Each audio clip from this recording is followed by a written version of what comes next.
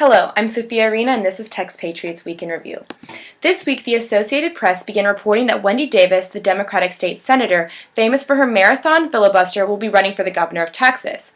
Davis had hinted at such a decision last week when she announced a major speech upon her future to be held on October 3rd. It has now been learned that the speech will be in her hometown of Fort Worth.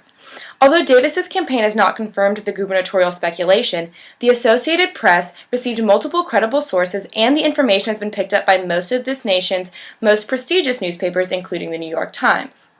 Speaking of Wendy Davis's claim to fame, the omnibus anti-abortion bill she filibustered, which was later passed into law in a different special session, has been officially challenged in federal court. An entity named Whole Women's Health, backed by both Planned Parenthood and the American Civil Liberties Union, sued the state of Texas in Western Texas Federal District Court on Friday. The suit alleges that certain abortion regulations in the bill deprive a woman of her constitutional right to privacy, as defined by the U.S. Supreme Court in Roe v. Wade.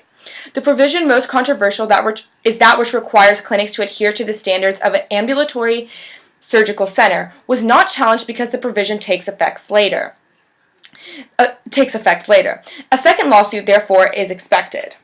In other major statewide news, Tea Party favorite Deborah Medina announced that she was considering running for governor as an independent candidate. A former chairperson of the Wharton County Republican Party, Medina famously ran for governor in 2010 in the Republican Party, trying to go to the right of Rick Perry.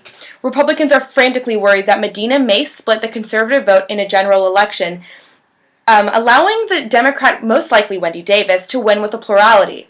Texas only requires a plurality to win in a general election. Legislative retirements were also present this week.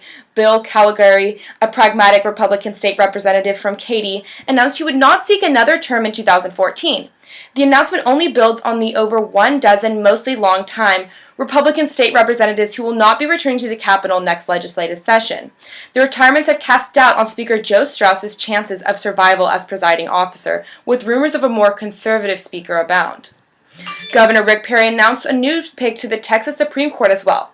Jeff Brown, a justice on one of Houston's appeals court, the 14th Court of Appeals, was appointed to the former seat of Justice Nathan Hecht, who in turn is becoming the new Chief Justice on the court following retirement of the incumbent Wallace Jefferson.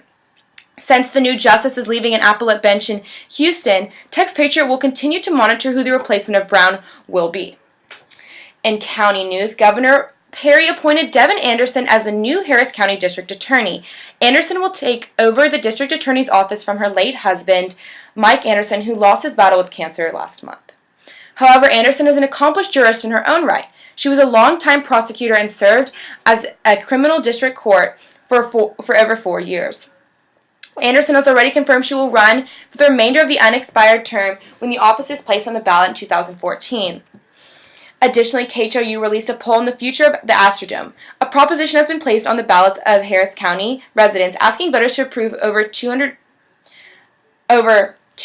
million in bond revenue to convert the sports complex into a convention center. If approved, it will most likely result in a small property tax increase. The poll's results showed residents in favor of the measure 45% to 35%, with 20% still undecided. In city news, KHOU continued its pollings on other issues. First, another poll saw somewhat higher support for building developments than in the past, though most Houstonians stopped short of approving full-fledged zoning. The issue of zoning has gone before the voters of the city multiple times, but has never been successful. The most high-profile KHOU poll, however, was on the topic of the mayoral election. The poll found Anise Parker in the lead with 34% of the vote, compared to challenger Ben Hall with 14%.